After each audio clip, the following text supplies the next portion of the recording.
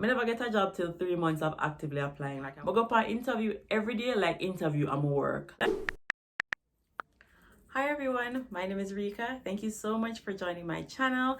Today I really want to talk about 10 tips that would help someone who's looking to leave where they are and come to Canada. So I know that a lot of persons are definitely interested in migrating to Canada for multiple reasons. It is definitely a great place to live. It's a really good choice, I think, to migrate to. I definitely have enjoyed my migration journey so far.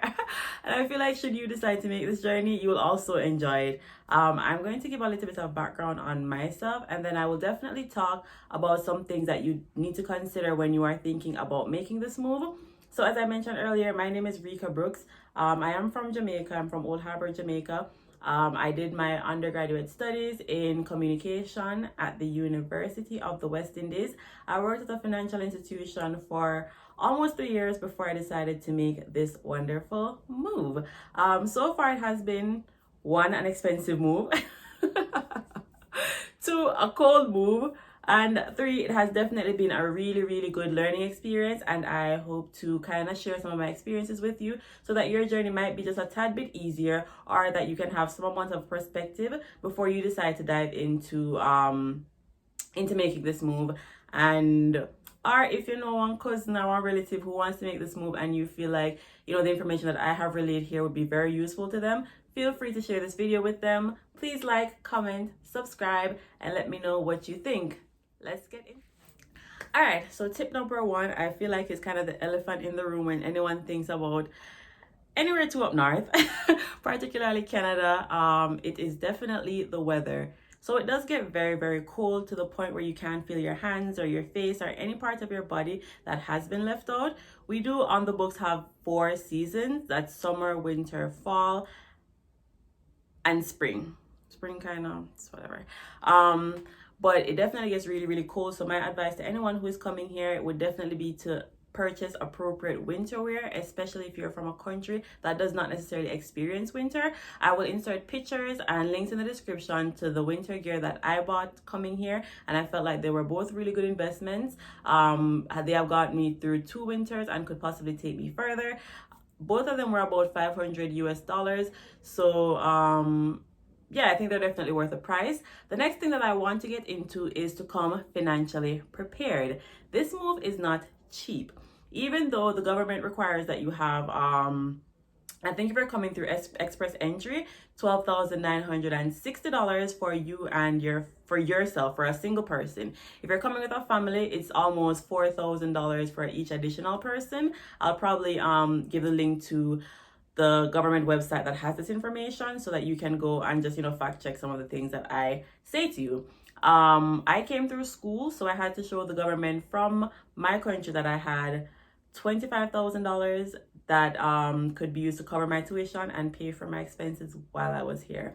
I will definitely tell you that 25,000 went very quick and I needed more. So that's something to kind of put in perspective. My tuition was almost 16,000 for the 1-year postgraduate course that I chose to do, as well as my living expense per month was about 1,200 Canadian dollars, and that was for 8 months.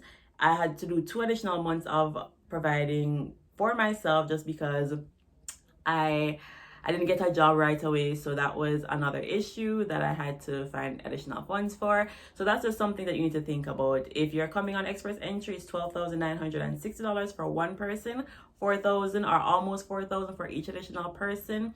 And if you're coming through school, you'll need about $25,000 in order to do a 1-year program.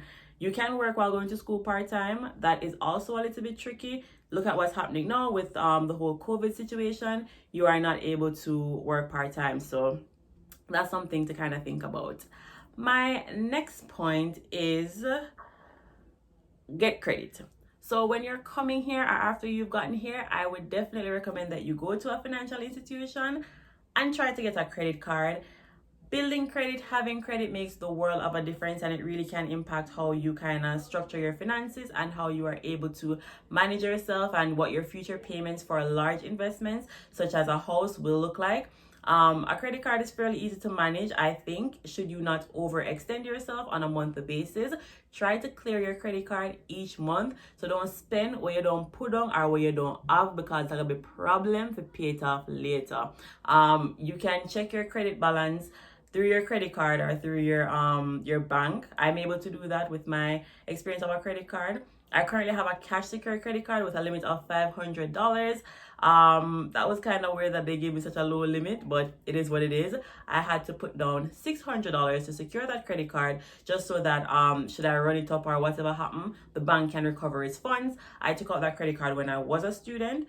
Some students have the opportunity to get credit cards that are not cash secured. I have friends who got that. I was not necessarily that fortunate, so I had to do a cash secure one. So that's something that you need to come financially prepared to also shell out money for something like that. All car insurance too, so if you get car when you just come, that's gonna be a heap of money. The next thing that I want to get into is how you can save a little bit of money. Do not be afraid to coupon. Do not be afraid to get discount cards, to sign up for mailing lists. I know a lot of persons who definitely go to the thrift store to get especially winter clothes, because they can just be so expensive. Because 500 US is about 700 Canadian dollars. If you take up 700 Canadian dollars and buy clothes, 2 items at that, and not even like clothes, it's not really that easy. So I would definitely look into that. And I know a lot of persons, like when I give things to the thrift store, none of them are like brand new something, so like your Gucci figure back there. The next thing that I would want to get into is come prepared to be taxed. Canada definitely has a lot of great social services. It definitely has a lot of opportunities and a lot of exciting things for you to do, but everything is taxed heavily. When you start working, you will see quite a few tax dollars coming out of your pay. I don't necessarily regret being taxed, just because I feel like I see where my tax dollars are going. I have a little mini story time. Where I used to work, the crosswalk, which I think is what it's called, it was having some issues, so it wasn't working properly. I called the city on Monday, and then by Wednesday it fixed. That was almost a phenomenon for me, because I'm not really used to the government to work so fast. No shade. No shade, but I'm not used to the government working that fast. So when I had an experience like that, I'm like, I'm really so my tax dollars are good to, good use. It road them not full up on a whole heap of pothole. Like right now when we're going through the situation that we're going through with the pandemic, the government offers sensible relief that can definitely get you through the time where you need to get through, and you're able to pay your bills and still come out and be okay. My next point, Anyway, my next point is to definitely plan way ahead. So I started this journey, like I actually was in Canada the 31st of December 2018. So I kind of came basically for New Year's, and I had to start planning for that journey from January of that year. So that took about a whole year. When you have documents that you need to give to an embassy, any embassy, and a Jamaica, the documents they need to come from, you need to plan way ahead, because say anything and everything can go wrong.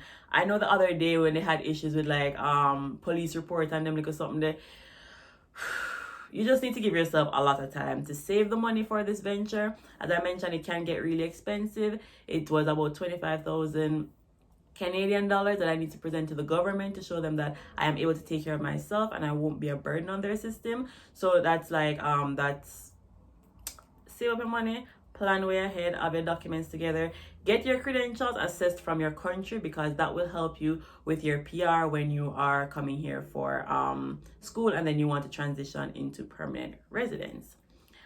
So the next thing that I kind of would like to touch on is when applying for jobs, use all of the social media sites that are available. Some people get jobs through networking, which is very important. Use your networks as well. But a lot of social media sites, are they social media sites? Like Indeed and LinkedIn, them social media? I don't know. So a lot of social media are work-related sites that you can use in order to get employment are Indeed. I definitely made up on Indeed like an Instagram. I'm an Indeed person because you can just easy apply. I applied for well over 1,000 jobs when I was looking for a job, and that kind of also ties back into planning way ahead, because I never get a job till 3 months of actively applying. Like, I was actively applying from July. I actively applied in August and September. I go for interview every day, like interview and work. Like, I get up, dress up, interview every day. I was on it like that. And yeah, I probably could have gotten like a job maybe at like Starbucks or something like that to just kind of, you know, hold me over. But I felt like that would take away from the time that I need to commit to get to a job that would be very meaningful and give me a lot of points when it was time to apply for my permanent residence here. So I didn't necessarily opt to get just a job to kind of tide me over. So I had to have the budget to accommodate that and the mental strength, because when you keep applying for jobs and you keep getting rejected, you feel a little way, like you're gonna feel a way. The next thing that I would like to get doing your research. It's very important to research the area that you plan to live in or that you're going to live in, the amount of money that you will need, even apart from what the government says that you will need, the jobs that you applied for. I did mass applications and some I place some ago.